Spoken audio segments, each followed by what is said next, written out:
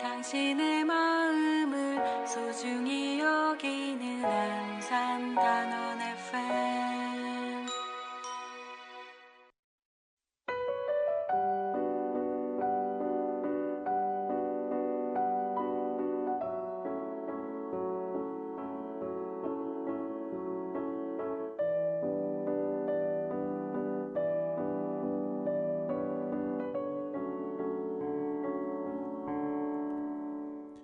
안녕하십니까. 2주의 안산 금요일 오전 10시에 만나는 시간입니다.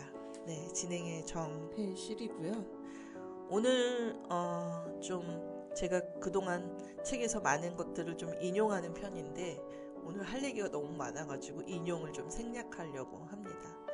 오늘 아주 중요한 손님을 모시고 또 안산에서 발간되는 잡지 이야기를 좀 진행해 볼까 하는데요.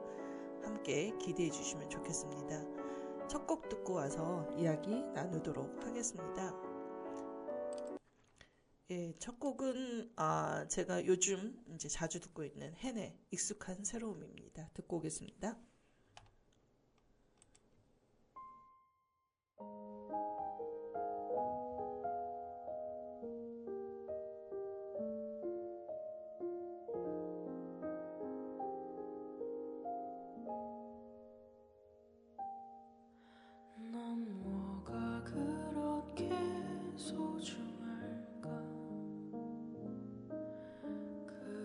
익숙함이 적응이 안 돼.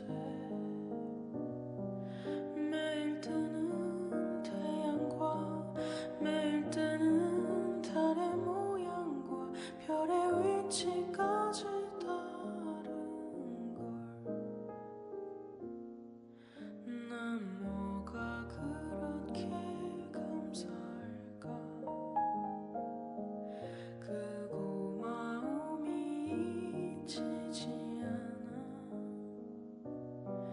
여름 햇살 냄새와 어른 겨울 공기 냄새와 구름 위치마저 다른 걸.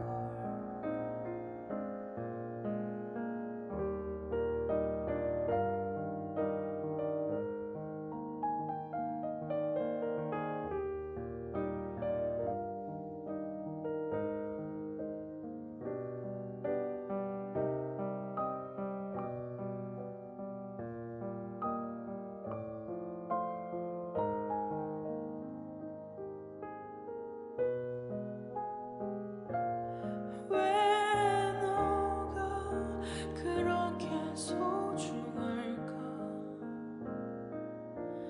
결국 너는 나도 아닌데. 우리 마음의 크기와 마음의 모양도 매일 다른 걸. 자세히 보면 다 다르고 자세히 보면 새로운 것들. 이 얼마나 감동인지 이 모든 게 선물인지 나는 행복해.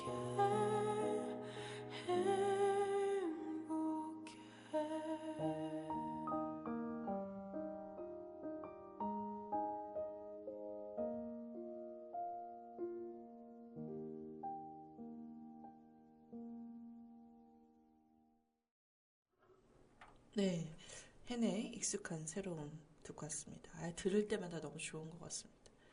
네, 드디어 손님을 모시도록 하겠습니다. 어서 오세요. 안녕하세요. 책방 들락날락의 이정인입니다. 네, 반갑습니다. 오랜만이죠.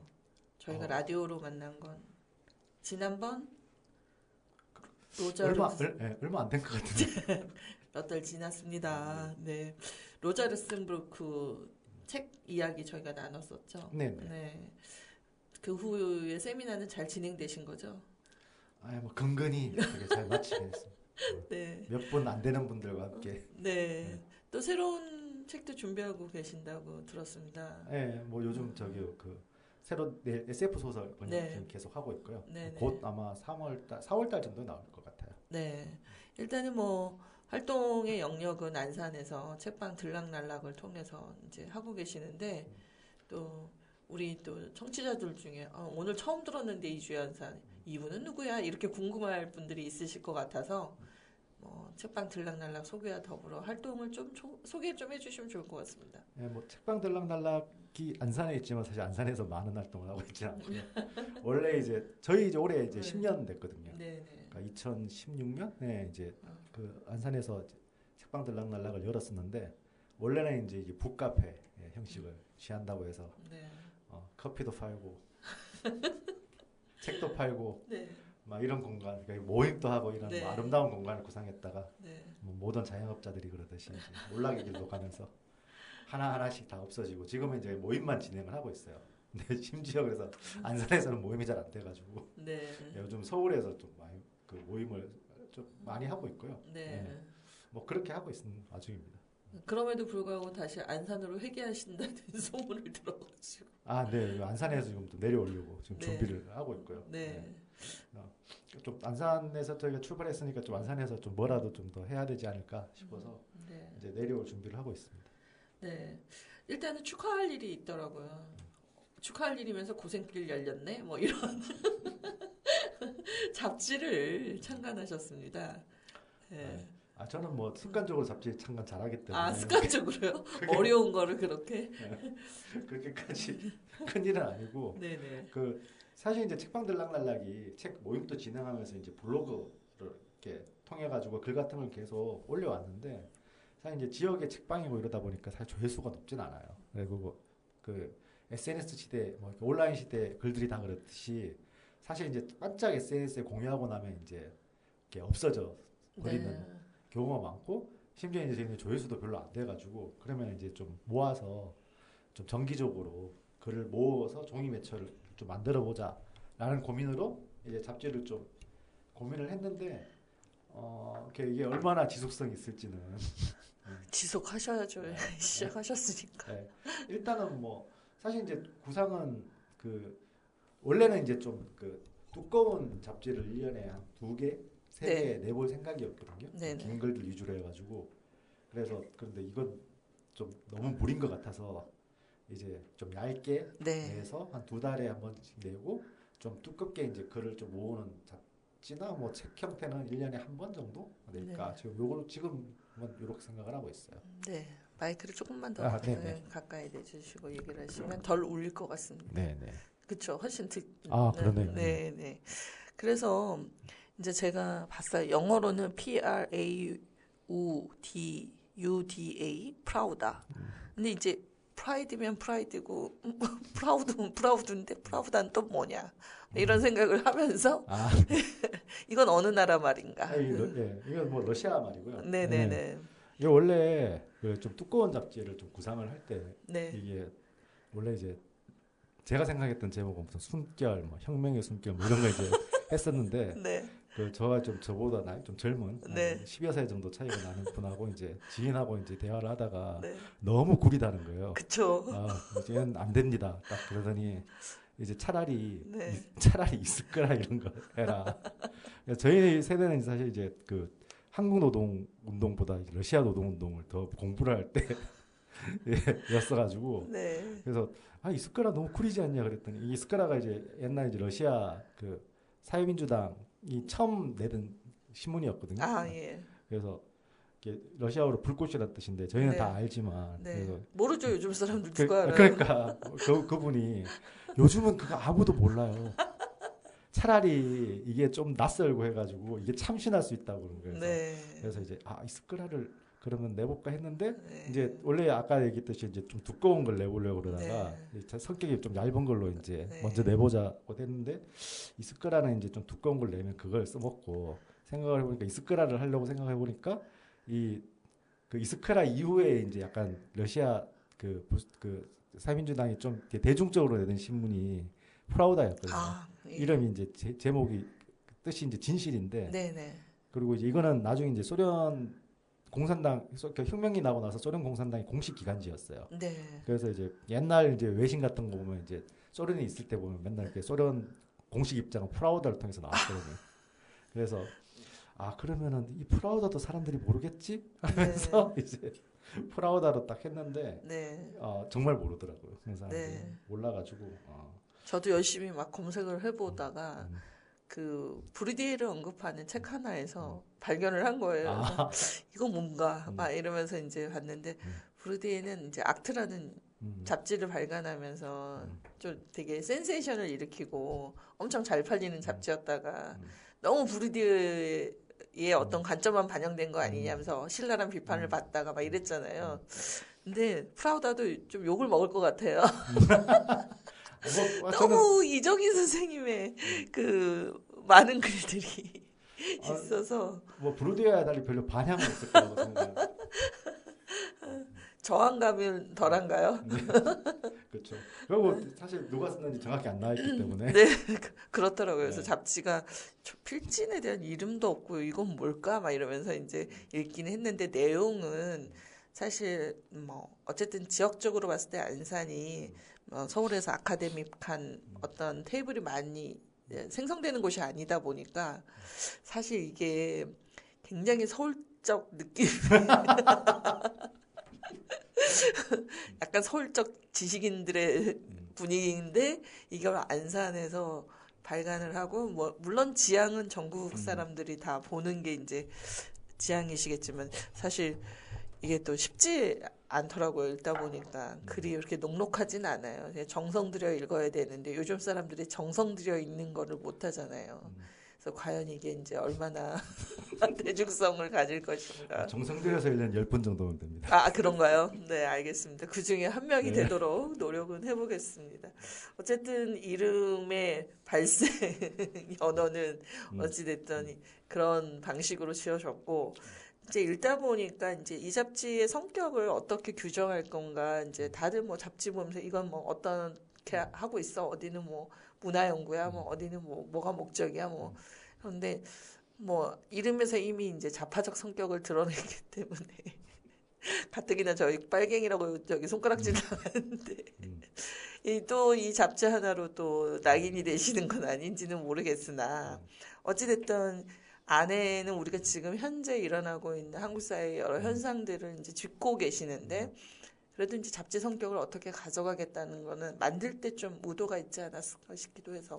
뭐 말씀하셨다시피 사실 이제 한국 사회에 점점 이제 약간 급진적인 목소리가 점점 이제 많이 특히 이제 공식적인 것에 사라지고 있는 상황인 거고 뭐 그런 거에서 약간 이제 좀 급진적인 목소리들 그래도 이제 약간 세련된 방식으로 얘기를 하는 뭔가가 있었으면 좋겠다 이런 게 저는 이제 되게 오래전부터 생각을 해왔던 거고 그래서 프라우다를 통해 가지고 좀 그렇게 됐으면 좋겠다 싶은 것도 있고 그래서 뭐 잡지 구성은 이제 이제 목표는 이제 2달에 한 번씩 발간하는 거니까 그때 이제 뭐 현실 상황에 대한 분석 좀 싣고 그리고 이제 좀 현장성이 있어야 되니까 뭐 사실 뭐 노동자 투쟁이라든가 벌어지고 있는 투쟁들의 뭐 적극적인 연대는 저도 이제 조건에는 잘 못하고 있지만 한 번씩 가는 이제 사업장의 상황들을 좀 한 번씩 정리를 해서 좀 올려서 보면 뭐 예를 들어서 관심은 있는데 이제 잘 모르시는 분들도 많으니까 그런 분들을 좀 대상으로 해가지고 그런 글들을 좀 이렇게 실어볼까 그리고 저희 이제 책방이니까 이제 서평이라든가 그리고 뭐 영화평 같은 것도 좀 싣고 그래서 일단은 좀 이게 어렵다고 하시는데 이제 조금 이제 너무 막 지루하지 않게 읽을 수 있는 이런 게 됐으면 좋겠는데 그거는 뭐 어떻게 될지 잘 모르겠습니다. 뭐 앞에서 조금 힘들다가 뒤에 가서 서평 읽으면서 좀 책 재밌네 이랬다가 이제 영화 분석하신 거 보면서 그렇구나 난 안 보는 만화구나 이렇게 귀멸의 칼날 트렌드죠 요즘. 그래서 어찌됐든 뭐 그 잡지가 하나 나옴으로써 이게 잡지라는 성격 자체는 원래 이제 다양한 이야기를 그렇죠. 여러 가지를 넣는 거니까 뭐 제가 뭐 시사적인 거는 못하지만 그래도 책 좋아하니까 서평 한 번은 실어볼 수 있을까? 막 이런 환영합니다. 네, 생각은 해보았습니다. 해보았고요. 네. 근데 이제 보통 이제 페미니즘계에서는 한국 여성 문화 이론 연구소에서 나오는 이제 거 보면 거의 이제 논문이라고 할 수 있죠. 모든 이제 챕터별 내용들이 또 다른 잡지는 모르겠고 뭐 레디안 같은 경우에는 이제 또 너무 이제 노동운동 쪽의 언어로 이렇게 쓰여 있어서 일반 대중이 근접하기도 어렵지만 뭔가 그 읽고 이렇게 쉽게 그 노동운동의 진영을 좀 이해하기가 쉽진 않다. 사실 활동가들에게는 익숙한 언어이지만 그래서 저도 이제 뭐 달랑 한 권 쓴 책에서 그 쓸 때 편집자에게 계속 지적받은 여러 가지가 이제 활동가적인 글쓰기를 벗어라. 아, 그렇죠. 네, 근데 그게 이제 일반 시민이 읽을 수 있는 언어의 형태로 바꾸는 게 그렇게 어렵더라고요. 그쵸. 저는 아니라고 생각했거든요. 네. 저 엄청 대중적인 사람이고. 근데 다들 그렇게 생각하죠. 네, 그런데 어느새 20년의 활동이 이 굳어진 뭐가 있는 거예요. 그러니까 언어를 쓰는데도 근데 어렵대는데 그게 또 이해가 안 가는 거예요. 이게 왜 어려워? 근데 우리는 흔히 하는 말인데 이렇게 되니까 그냥 어려운데 그렇다고 그런데 이제 글은 뭐 책 독자가 많아야 되니까 뭐 변형은 하지만 잡지는 사실 그 성격 자체를 유지하고 가서 매니아를 또 끌어들이는 게 더 중요하지 않나 그런 생각도 살짝 해보면서 그래서 이제 저의 반가움은 사실 들락날락을 처음 발견했을 때도 마찬가지지만 이 학문이나 아니면 뭐 논의의 장이나 공론장 또는 뭔가 이렇게 아카데믹하지 않아도 뭔가 그 내가 좀 사회에 관심 있는 문제가 있다 했을 때 뭔가를 또 이야기하고 싶고 배우고 싶다 그러면 죄 어디로 가야 되냐면 이제 서울로 가야 되는 거죠. 막 그 바닥에 그럼 우리가 흔히 아는 뭐 지구지역 행동 네트워크 뭐 여의연 비롯해서 뭐 한국문화사회학회 하시는 분들이 또 만든 연구소 그럼 다 신촌 뭐 서대문 아니면 신촌 아니면 뭐 이런 식이잖아요. 아니 사당에 또 간다던가. 그러니까 그렇게 됐을 때 안산 사람들이 맨날 4호선을 타고 서울로 향해 가던 그런 상황에서 아쉬움이 컸을 때 들락날락이 있어서 저한테는 또 이렇게 숨쉴 구멍이나 안산에서 이런 기쁨이 있구나 이랬는데 또 잡지를 보고 나니까 우리가 안산에서 나오는 잡지랄 게 딱히 지역성을 띈다던가 뭐 그런 것도 없는데 또 그렇다고 또 이렇게 어떤 담론을 뭐 형성한다라고 안 하더라도 적어도 생각들을 모아내는 하나의 어떤 결정체라고 할 수 있는 게 뭐가 없죠. 그런 데서 좀 귀하다는 생각은 좀 제가 했거든요. 아, 그러기엔 또 안산 얘기 너무 없어가지고 이번에. 아니 근데 중요한 건 안산이라는 로컬을 이야기하는 건 나중에 또 필진이 어떻게 구성되느냐에 따라서 또 우리가 안산 안에서 풀어야 될 얘기들이 있잖아요. 그나마 유일하게 제가 칭찬하는 건 월담의 공단 뉴스인데 저희 놓치고 살잖아요. 반월에서 뭐가 일어나는지 반월시아 공단에서 무슨 일이 있는지 산업이 그쵸. 어떻게 쇠퇴하는지 관심 없이 그냥 안산에 사는 시민이지만 다들 아파트값만 걱정하고 있지. 그런 면에서 또 이제 공단의 이야기를 끊임없이 하는 누군가가 있다라는 게 저는 되게 고맙게 생각이 드는데 그런 로컬적인 특징도 필요하지만 또 어떻게 보면 안산에 공부하는 사람들이 꽤 있는데 사실 예술 영화 하나 볼 데도 없고 뭐 책을 읽었어 얘기를 나누고 싶은데 그런 얘기를 나눌 만한 곳이 이제 없죠. 지금 펜책방도 없어지고 들락날락도 없어졌으니까. 아, 없어지진 않았어요. 네, 죄송합니다. 예, 외형적으로 네. 오프라인에서 만날 수 있는 과거와 같은 형식의 문 열면 그냥 길 가다가 들어갈 수 있는 곳은 아니어서 사실 변호사 사무실을 통과해서 가는 건 어렵거든요. 그래서 제가 그 2주 전쯤에 상두님 저기 팔레스타인 연대주점에서 같이 네. 얘기를 해서 제가 무심코 네. 팬 망했어요 얘기 한번 했다가 상두님 망하라뇨. 그래서 말 조심해야 된다. 네. 들락날락 아직 있습니다. 네, 들락날락 아직 존재하고요. 그러니까 이게 뭐냐면 우리가 이제 다 각자 생계를 위해서 다른 곳에서 뛰다가 이제 그 펜책방도 그렇잖아요. 각자 생계 뛰다가 그거 하려니까 너무 힘들고 그렇죠. 거기에 집중할 시간이 없다 보니까 이 활성화라는 어떤 그 조직의 활성화가 이제 점점 이렇게 힘이 빠지는 그런 부분들이 있어서 사실 활동가들에게는 생계를 보장해줘야 이게 그렇죠. 네, 조직도 살아난다는 걸 계속 절실히 느끼고 있습니다. 어찌됐든. 네, 그럼에도 불구하고 이제 책이 잡지가 나왔다 그러면 저는 왜 그런지 모르겠어요. 저기 뉴스 99가 지금 이렇게 거의 뭐 큰 역할을 못 하고 있고 그나마 공단 뉴스는 얼땀 노동의 수다를 통해서 방송되는데 우리 지역에서 이게 뭐 지역을 대상으로 한 건 아니지만 지역에서 발간되는 어떤 자부심을 가지고 좀 이렇게 좀 같이 잘 됐으면 좋겠다 하는 감사합니다. 예, 바람이 있어서 처음에는 이거를 읽을까 그랬어요. 라디오에서. 근데 제가 쓰지도 않는데 제가 읽는 게 너무 웃긴 거예요. 그래서 이거 내가 읽는 것도 아닌 것 같고 그래서 이제 급하게 전화드려서 모시게 됐는데 이 잡지를 보고 있다니까 뭐 이제 여러 이야기가 들어가 있어요. 그래서 뭐 목차를 보시게 되면 이제 듣는 분들은 잘 모르시니까 목차 자체도 이제 이주 노동자 이야기도 있지만 고진수 또 동지 이야기도 있고 그다음에 이제 가장 저한테는 좀 신선했던 게 전태일을 잇는다는 것에 대해서 이야기하시는데 엄청 까시더라고요. 누군가 뭐라 하지 않을까 막 이러면서 이렇게 읽었는데 사실 저도 전태일 수기 읽으면서 너무 놀란 게 있었거든요. 말로만 전태일을 엄청 듣다가 책을 읽었는데 이 사람이 피복 노동자인 시다하는 여공들에 대해서 이제 고민하면서 그 했던 이야기들 그리고 자기 돈 써가면서 이제 뭘 먹이면서 또 모임을 조직하고 막 이러잖아요. 수기 읽으면서 그랬는데 저도 이제 듣는 귀가 있으니까 전태일의 지금 운동을 우리가 잊고 있는 게 맞냐 뭐 이런 사실 기념관은 있는데 정작 전태일은 그 안에 어떤 정신이 우리한테 숨쉬는 게 맞냐 막 이런 여러 고민들이 있더라고요. 그런데 이걸 글로 쓴 사람은 제가 제대로 보지 못했기 때문에 비판 의식들은 많죠. 그렇죠. 의식은 많은데 감히 이걸 글로 두렵지 않으셨는지. 저는 맨날 민주노총 욕하고 이런 사람인데 뭐가 두렵겠습니까? 내놓은 사람이기 때문에. 내놓은 사람인가요? 그래서 이제 왜 이 글이 필요했어요? 어떻게 보면 창간호인데 물론 그 전에 싫으셨겠지만.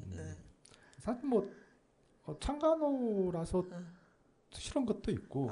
네. 저는 사실 이제 지금은 이제 뭐 사람들은 소개할 때 은퇴했다, 퇴직했다 이렇게 얘기를 하는데 사실 이제 제가 제일 오래 했던 활동은 이제 비정규직 노동운동 가장 오래 했던 활동이고 사실 이제 저는 한국에서 이제 비정규직이라는 말이 처음 사용되기 시작했을 때부터 이제 관련 활동들을 했었었는데 근데 뭐 크게 달라진 게 없어요. 그때도 맨날 뭐 민주노총이나 뭐 조직노동운동이랑 싸우고 뭐 했던 건데. 그게 이제 사실 그런 것들이 지금 고착돼 있는 형태라고 생각을 하거든요. 지금도 여전히. 그러니까 사실 뭐 대부분 사람들 다 그렇게 생각. 이제는 뭐 정규직 운동하고 비정규직 운동 완전히 따로 존재를 한다고 사실 그냥 상식적으로 약간 노동운동에 관심 있는 사람들은 다 그렇게 이미 얘기를 하고 있는 거고.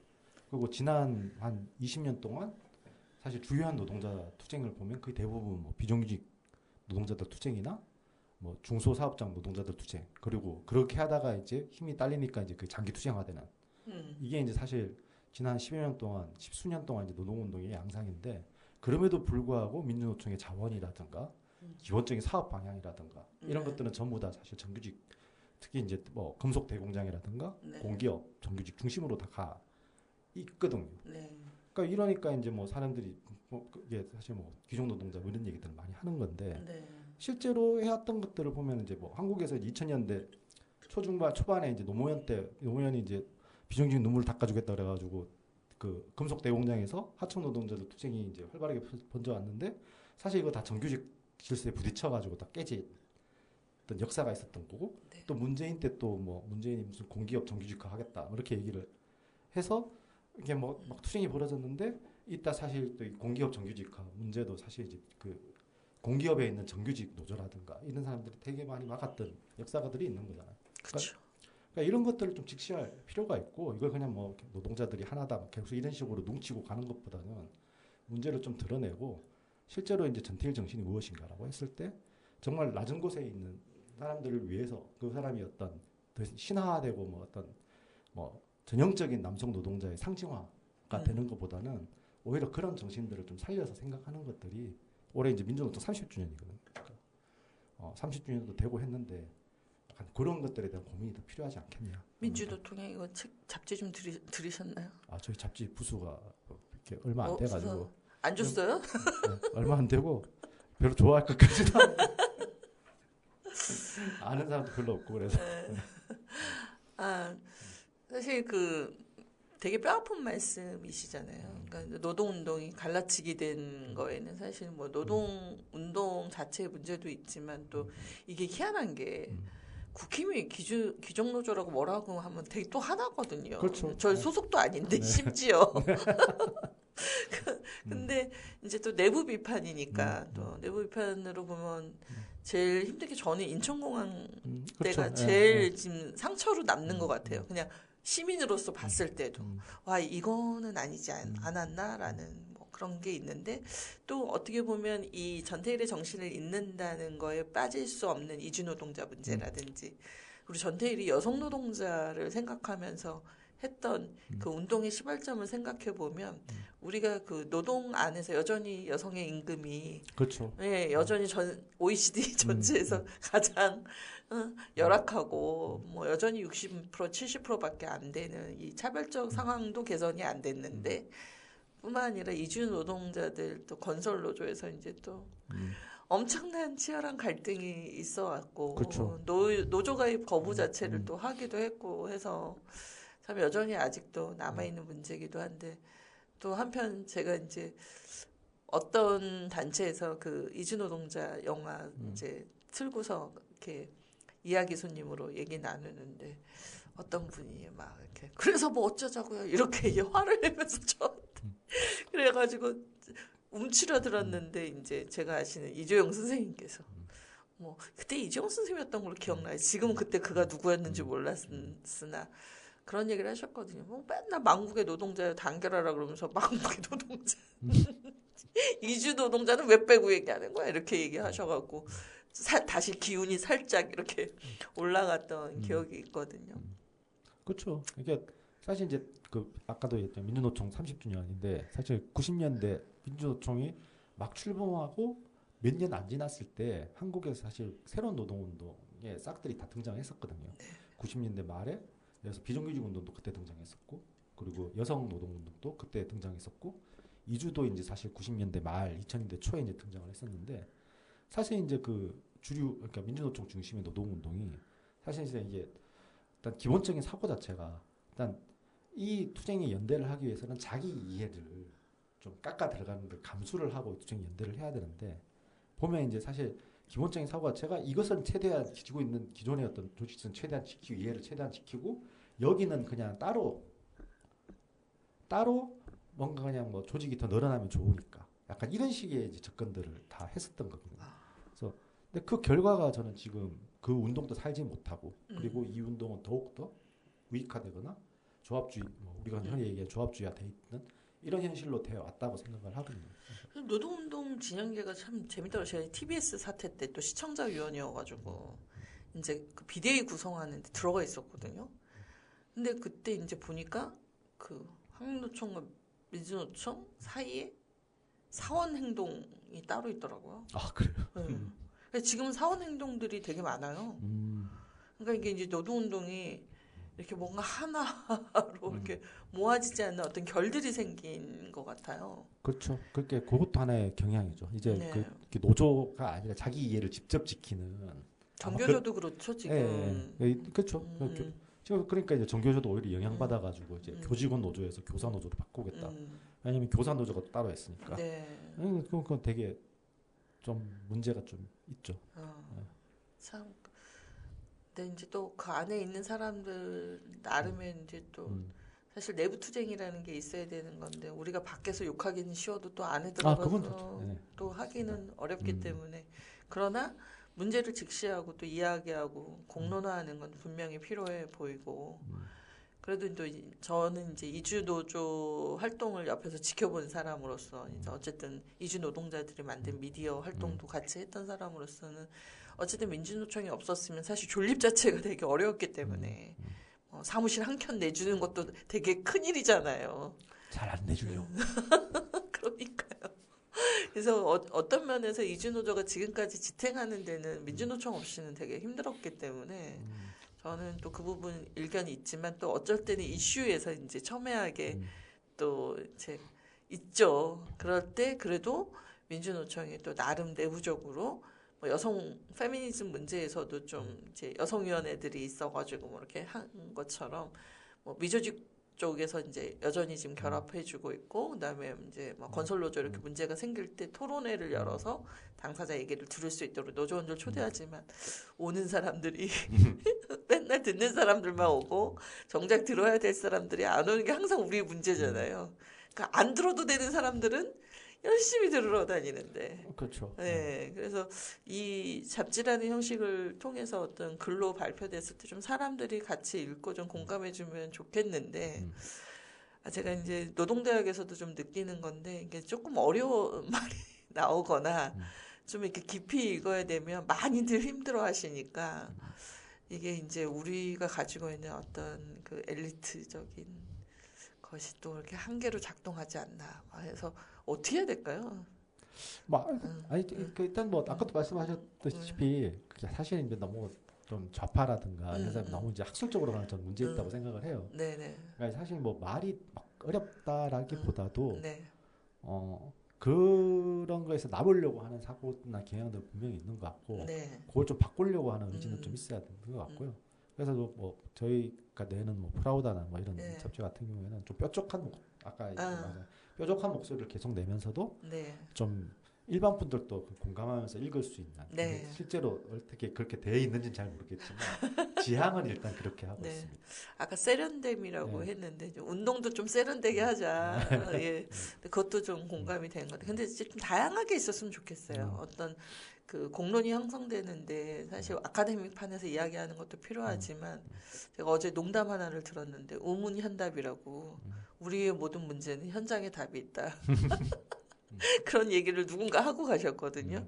그것처럼 어쩌면 우리가 말하는 현장이라는 게 각자가 발딛고 있는 것이 다르다 보니 각자의 현장들이 있고 또 이야기들도 형식을 달리해서 뭐 좀 다양하게 나올 필요가 있는데 너무 잡지가 없었죠. 어떻게 보면 오히려. 그렇죠. 그렇죠. 예, 지금은 다 뭐 너무 SNS 중심이. 네, 네. 사실 페이스북에서 몇 줄 쓰면 이제 그걸로 확 휘발되고 네. 끝나는 게 되게 많으니까 뭐 그런 문제 의식도 좀 있고 말씀하셨다시피 사실 약간 진보 운동, 좌파 운동이 너무 서울 중심으로 되어 있는 것도 있어요. 네, 네. 서울에서의 어떤 약간 저도 이제 세련됐다고 얘기를 했는데 서울에서 이제 약간 보면 약간 뭐 고학력에 네. 뭐 이런 사람들의 위주의 담론체로 많이 형성돼 있는 것도 어느 정도 전 사실이라고 생각하거든요. 맞아요. 그래서 그런 것들 좀 내려서 네. 실제로 저는 뭐 여러 가지 그 옆에서 이게 노동운동이나 뭐 이렇게 뭐 진보적 정치운동을 하는 거 보면 사람 자꾸 지역에서 중앙으로 빼가거든요. 중앙이 잘 안 되니까. 근데 다 저는 10년 후의 미래를 생각을 하면 다 정말 크게 잘못하고 있는 거라고 생각하거든요. 그래서 서울에서 자꾸 모여가지고 뭐 그런 얘기 자기들끼리 하는 것보다는 좀 더 내려오고 많은 것들이 전 좀 필요하다고 생각을 해요. 그래서 저도 사실은 이제 350번 체정 운동하면서 이제 서울에서 엄청 많이 이제 뛰어다니다가 뭐 여러 가지로 이제 제가 이제 그만 쉬고 싶다는 열망 때문에 내려왔다 단원 FM을 하게 되면 발목이 잡히셔서. 네.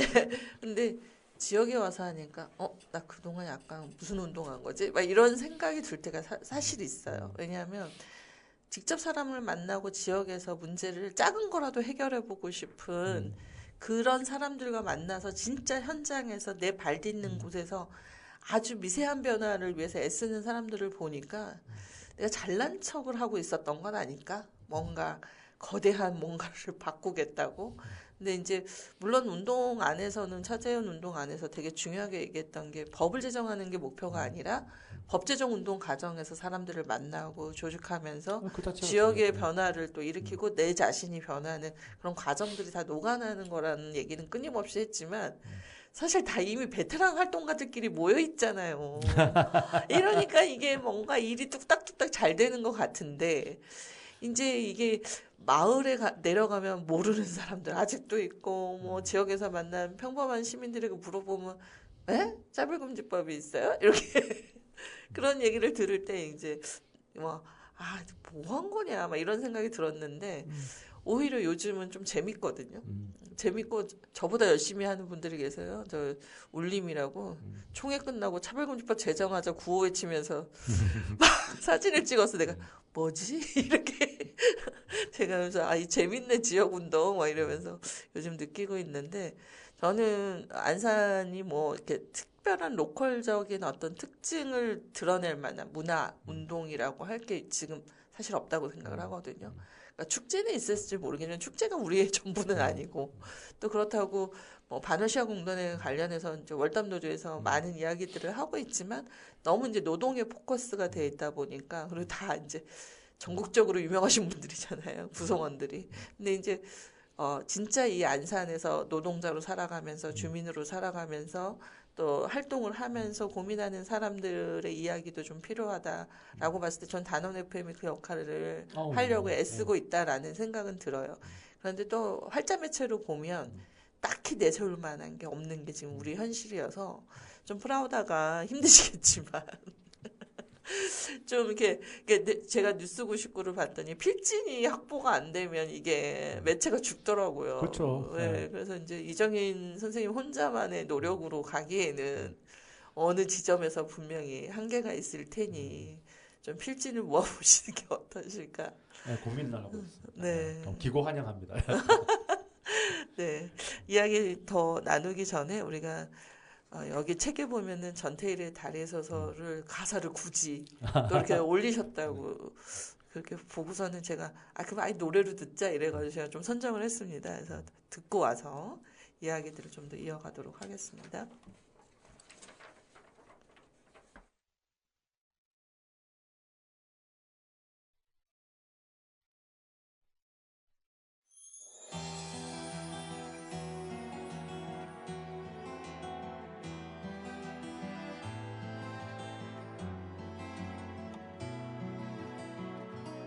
미싱사 어린 제잘거림 서럽던 거리는 사라지고 되살아난 천에서 달리는 사람들 번쩍거리는 밤 불빛들의 눈이 아프다.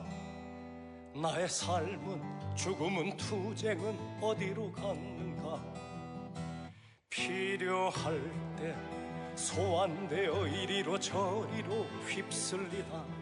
시멘트 바닥에 두 다리 잠긴 채 움직일 수 없게 붙박이로 세워진 나에게 꽃을 주지 마라. 여기에 나는 없다. 억울한 곳에 막막한 곳에 당장이라도 터질 것 같은 눈물 삼키고 이를 악무는 거기에 새벽 모두가 잠든 맘에 무거운 짐지고 계단을 오르는 노동자 그 숨가쁜 삶이야.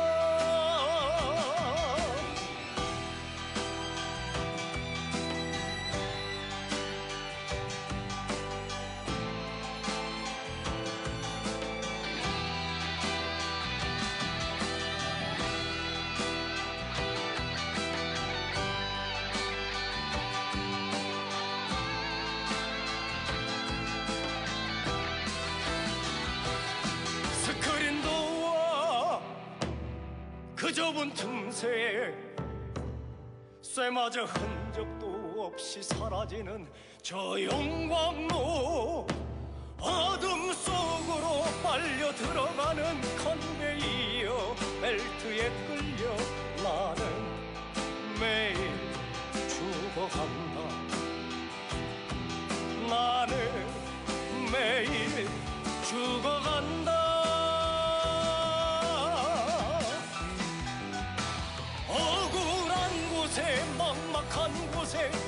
심장이라도 터질 것 같은 눈물 삼키고 이를 안고는 거기에 새벽 모두가 잠든 밤에 무거운 짐 지고 계단을 오르는 노동자 그 숨가쁜 삶이야.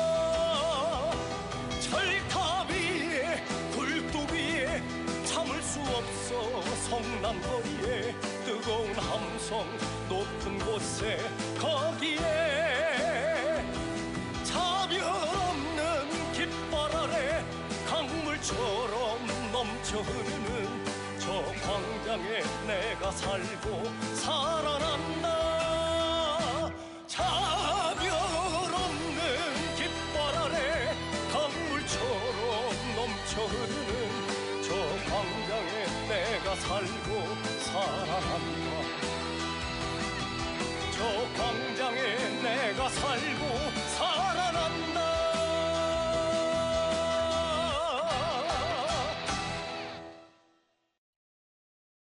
네, 그 프라우다에 실린 가사를 보면서 이 노래를 들으면 좋겠다 해서 이거 듣고 왔습니다. 명곡이라고 선생님. 예, 명곡이네요. 이제 그 노동자 얘기 좀 한 번 더 좀 다음 얘기 넘어가기 전에 해보고 싶은데 제가 노동대학에서 이제 저희 그 수료시 때마다 그 조별 연극을 해요. 그래서 저는 다리가 아파가지고 이번 연극은 좀 빠지고 싶다 이랬더니 저에게 나레이션을 시키더라고요.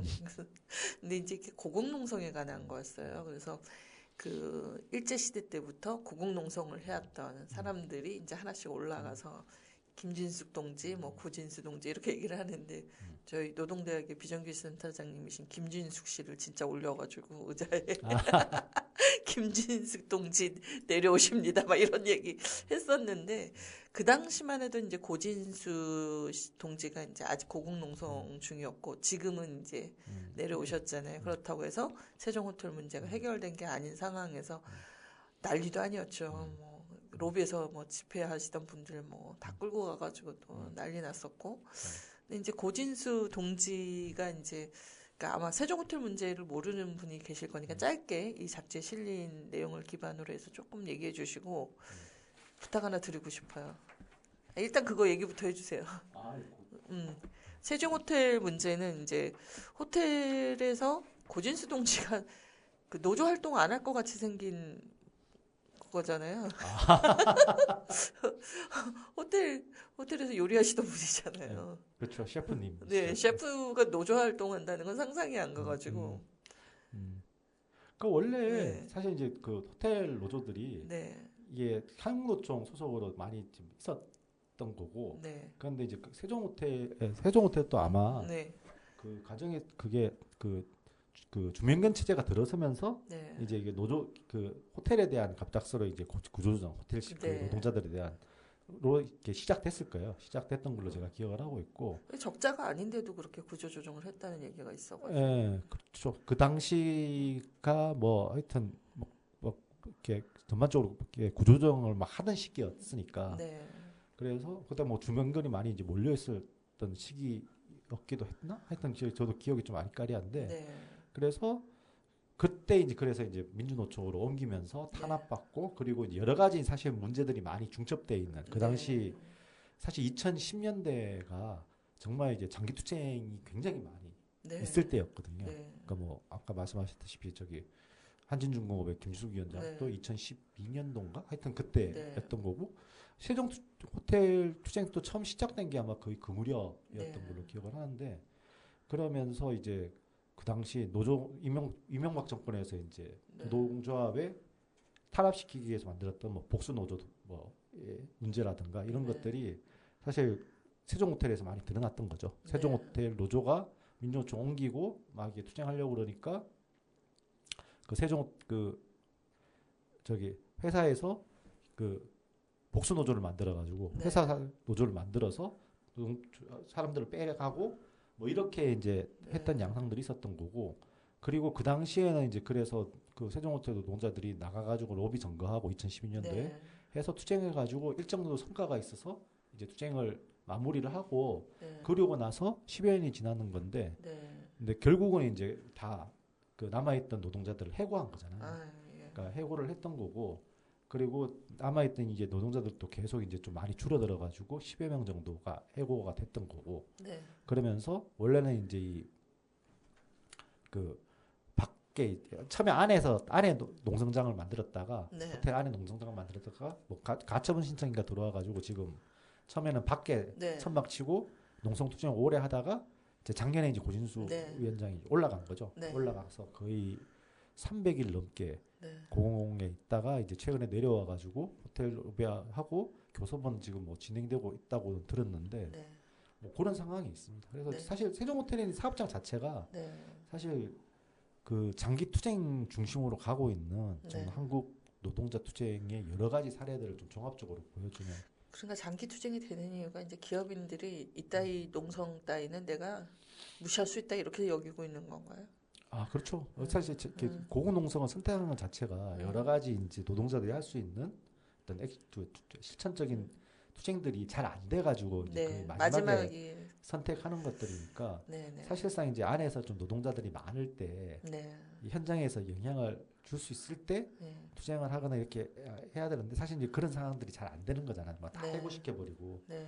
이렇게 가면은 그럴 때 이제 노동자들이 많이 선택할 수밖에 없는 게 사실 고공농성이었던 거고 그래서 사실 2010년대 이후에 고공농성 투쟁 사업장이 굉장히 많이 늘었죠. 그 이전에 비해서. 아 그러니까 이게 이해가 안 되는 게 이제 우리가 그 윤석열 정권도 퇴진시킨 마당에 시민들의 힘으로 그렇게 된 마당에 기업 하나는 그렇게 어렵다는 거예요. 그런데 행진 마지막 코스로 항상 이제 고진수 동지를 만나러 갔던 많은 시민들이 있는데 그러면 기업 입장에서 예전 같으면 뭐 이미지 기업의 이미지 추락이라든지 뭐 또 전체 시민사회 눈치가 무서워서라도 뭔가 수그릴 만도 한데 이게 안 되는 게 왜 그럴까? 이게 신자유주의적인 어떤 자본의 어떤 형태가 그만큼 눈치를 안 보는 시대가 된 건가? 막 이런 생각도 들기도 하고.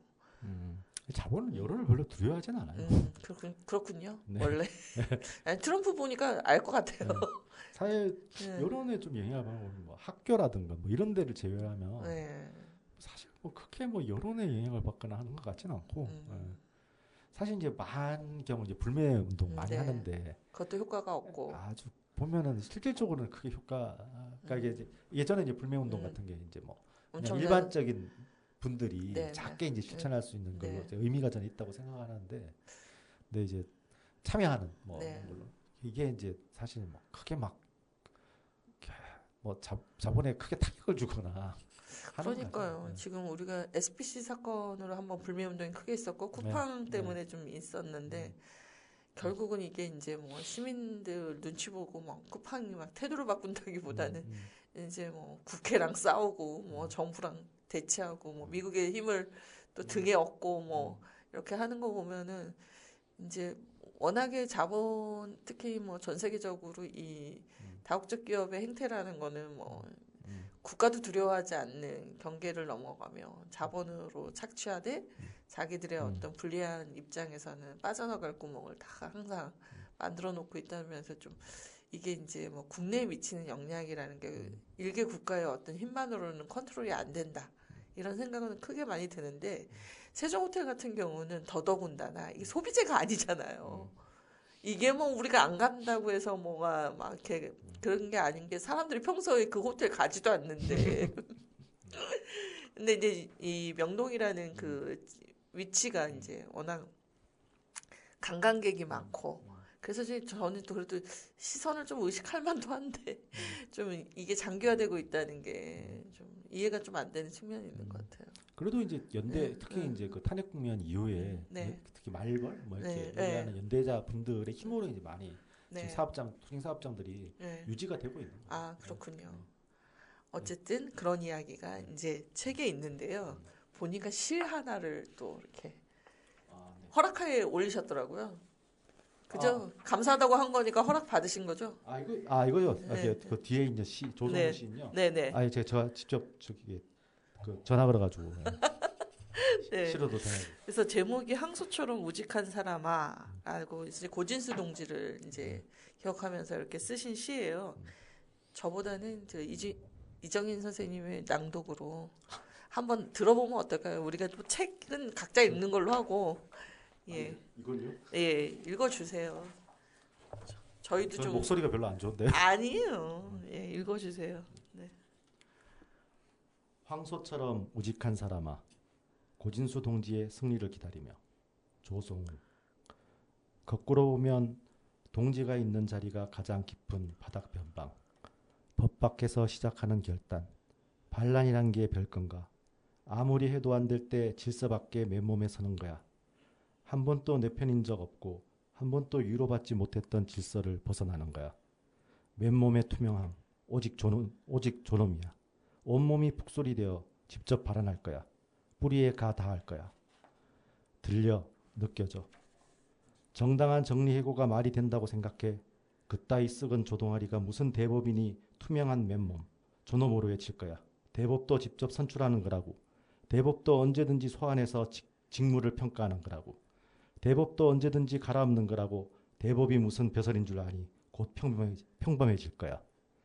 마당처럼 낮아지고 마당처럼 평범해질 거야. 풀 한 포기까지 배제하지 않고 키워내는 마당이 될 거야. 신기해, 다 들려, 다 느껴져. 나의 발언이 우리가 되고 마당이 되는 자리. 가장 깊은 바닥, 변방에서 지상으로 자랄 거야. 밀착된 온기는 삶의 광합성 작용. 북소리처럼 이야기의 가지를 뻗을 거야. 북소리처럼 무성한 공감의 잎들을 펼칠 거야. 북소리처럼 지상에 닿아 다른 세계의 뿌리 마당이 될 거야. 가지가 뿌리가 되는 투명한 북소리. 황소처럼 우직한 사람아. 네. 아주 시가 너무 좋네요. 아, 예. 뭐 개인적으로 친구인데 네. 뭐 별로 좋은 시인이라고 생각하지 않습니다. 너무 선동적이어서요. 아, 예. 그 현대중공업 네. 그 하청노조 초대 위원장 네. 지내고 지금은 이제 그 강원도 하천에서 네. 뭘 하는지 잘 모르겠는데. 예. 요즘 저기 이 조성웅 시인이 이제 주요 주인공으로 출연하는 다큐멘터리 영화를 지금 상영하고 있거든요. 아, 그래요? 예. 그게 뭐죠? 오 발렌타인이라고. 아. 예, 3월 11일에 이제 개봉해가지고 서울에 네. 몇 개의 상영관에서 네. 그 조성웅 시인과 그다음에 우창수 가수라고 네. 민중가요 하시는 분 네. 두 분이 이제 투탑 주인공으로 해가지고 아. 두 분 다 2004년도에 이제 현대중공업 비정규직 그 박일수 열사 투쟁 때 이제 같이 하셨던 분들이라 가지고 이제 그 투쟁을 얘기를 하면서 지금 네. 현재 어떤 생각을 하면서 사는지 그건 이제 다른 영화인데 네. 아 이거 홍보 좀 하라고 맨날 전화가 가지고 네. 네. 그래서 오 이거 발렌타인. 네, 많이 네. 봐주시면 좋겠습니다. 네, 저는 봐가지고 한 번 더 볼 생각인데 네. 강요회에서 한 번 더 볼. 네. 좀 아쉬움이 안산에 또 하나의 아쉬움. 예술 영화 볼 곳이 없다. 아니면 독립 영화 볼 곳이 없다예요. 네. 네. 그래서 좀 요 안산의 CGV나 뭐 롯데시네마를 좀 설득할 수 있는 뭔가 계기가 있어야 되지 않나. 막 이런 생각을 저도 좀 많이 하는 편인데 네. 이제 좋은 영화들을 우리가 공동체 상영회라는 방식으로밖에 볼 수 없는 게 좀 아쉬움이 많이 큰 것 같습니다. 네, 그래서 이제 시간이 얼마 안 남아서 이제 마지막 얘기를 좀 했으면 좋겠는데, 어쨌든 지금 현재 미국 때문에 좀 전 세계적으로 모두가 고통을 동시에 겪고 있으나, 정작 제일 많이 고통을 갖고 있는 것은 이제 이란과 베네수엘라, 그리고 앞으로 겪게 될 것만 같은 너무 이제 안타까운 쿠바까지 지금 정세가 그렇습니다. 이 잡지에는 이제 관련해서 이렇게 이야기들이 나와 있는데, 어떻게 봐야 될까요? 우리가 너무 힘이 없잖아요. 저는 정말 무기력한 것 같아요. 보고 있으면. 와, 저렇게 드론으로 막 공격하고 서로를 죽이고 아이들이 막 180명이 죽어가는데 도대체 내가 이 땅에 한국에서 나한테 지금 미사일 안 날라온다고 내가 지금 편할 일인가? 이런 생각할 때 약간 무기력해지는 면이 없잖아 있는 것 같습니다. 그런 좀 그러니까 약간 저는 경계해야 될 시선이 네. 너무 위에서 바라보는 시선을 보면 그냥 보면 뭐 온 페이스북이나 SNS 다 무슨 지정학 전문가가 돼가지고 뭐 이거 뭐 어떻게 이렇게 얘기를 하는데 사실 제일 저는, 듣기 싫은 것 같아요. 예, 저는 좀 그런 시각에서는 좀 벗어날 필요가 있다고 생각을 네. 하고 그리고 뭐 주식 어떻게 될까 그러니까요. 이런 시각에도 좀 벗어나 사실 이제 뭐 말씀하셨다시피 네. 그 아주 이렇게 세계가 다 연결돼 있기 때문에 네. 남 얘기는 아니라고 생각을 하거든요. 여기 사실 그 뭐 지금 이제 주요한 국제 분쟁 지역이 지금 이제 우크라이나, 러시아 네. 싸우고 있고 그 다음에 이란 이게 이렇게 이란, 이스라엘, 미국이 싸우고 있고. 근데 사실 이게 보면은 사실 미국의 주요한 적들이 이란, 중국, 러시아인데 네. 사실 일단 이란하고 러시아하고 이제 저렇게 서방 세계가 전쟁을 하고 있는 거고. 네. 그리고 여기도 중국이 있는 거잖아요. 네. 그러니까 여기 사실 여기 남중국해, 뭐 대만 네. 이런 것도 사실 언제 어떻게 될지 모르는 맞아요. 상황에 처해 있는 거고. 뭐 이런 부분에 대해서 좀 더 경각심을 가질 필요가 있다고 생각을 하고. 그러니까요. 자꾸 북한 얘기 나오잖아요. 아니 왜 그래도 국힘도 얘기를 하면 안 되는 텐데 하여튼 네. 어이가 없잖아요. 정치인들이 한다는 얘기가 그런 식으로 지금 할 게 아니라 진짜 걱정은 걱정이거든요. 근데 저는 생명을 잃는 것에 대한 이 무감각해지는 시대, 그리고 제일 웃긴 게 그거잖아요. 이거를 게임처럼 영상을 만들어가지고 백악관에서 틀었다는 게 저는 도무지 용서가 안 되는 거예요. 이게 어떻게 게임이지? 근데 많은 경우에 제가 어렸을 때부터 이렇게 좀 위에서 내려다 보시는 분들의 지정학적 이렇게 우아한 말이지만 보면 약간 뭔가 전 세계의 어떤 전쟁이나 이런 것들을 마치 게임처럼 생각하는 사람들이 많지 않았나. 그러니까 이기고 지는, 그냥 내가 먹고 이기는 뭐 이런 식으로 사고한 것이 우리가 6.25를 겪지 않은 세대들에게는 남의 일처럼 여겨져서 그런 것이었을까? 아니면 이게 뭘까라는 생각이 좀 많이 들어서요. 이게 보면 다 그런 것 같은데 사실 이 지정학 같은 경우에도 지정학이 뭐 만약 체스 플레이어라고 하면 자기를 자꾸 체스 플레이어라고 생각하는 경향이 있는데 우리 다 체스 말이거든요. 그러니까요. 그러니까 이런 좀 생각이 좀 필요하다. 누구랑 연대할 것인가 네. 이런 부분에 대한 좀 사고가 좀 명확히 될 필요가 좀 있을 것 같아요. 근데 또 이제 뭐 시간이 얼마 없어서 마지막으로 여쭤보면 평화에 대한 이야기조차 오염이 돼서 우리가 지역에서 아주 일개 시민으로 살아가는 사람들이 평화를 얘기할 때 무엇을 상상하고 무엇으로 연대할 수 있을까가 고민이긴 해요. 뭐 여기 지역에서도 사실 저는 이제 뭐 약간 무기력 말씀하셨는데 무기력 시장에는 작게라도 좀 실천을 좀 할 필요가 있다고 생각을 하고 사실 이제 지금 서울에서도 매주 토요일 격주마다 이제 팔레스타인 집회를 하고 있거든요. 그래서 가면 뭐 사람 수가 저도 이제 뭐 가끔 한 번씩 가요. 그러니까 뭐 멀어서 이제 많이 가진 못하고 근데 갈 때마다 조금씩 사람이 줄어 있어가지고 약간 좀 안타까운데 약간 그런 부분에 가서 같이 좀 힘도 받고 그리고 지역에서도 약간 뭐 그런 평화 뭐 이런 거 가지고 좀 이렇게 같은 실천 행위 같은 걸 좀 만들어 나가면은 좋지 않겠나 그런 생각을 좀 하고 있습니다. 알겠습니다. 시민으로서 깨어 살아간다는 거는 결국 우리가 그러한 일에 민감하게 생각하고 그렇죠. 뭐 큰 거 안 하더라도 작은 걸로 연대할 수 있는 그런 계기가 됐으면 좋겠고 프라우드가 또 다음 편이 나올 수 있도록 필진 참여 많이 부탁드립니다. 이주연 선생님부터. 이주연산 오늘은 이정인 선생님 모시고 새로 창간된 프라우다 얘기를 나누었고요. 윤미진 씨의 그 노래여 날아가라 들으면서 마치도록 하겠습니다. 나와주셔서 감사합니다. 감사합니다. 여기는 이주의 안산이었습니다. 진행의 정혜실이었습니다.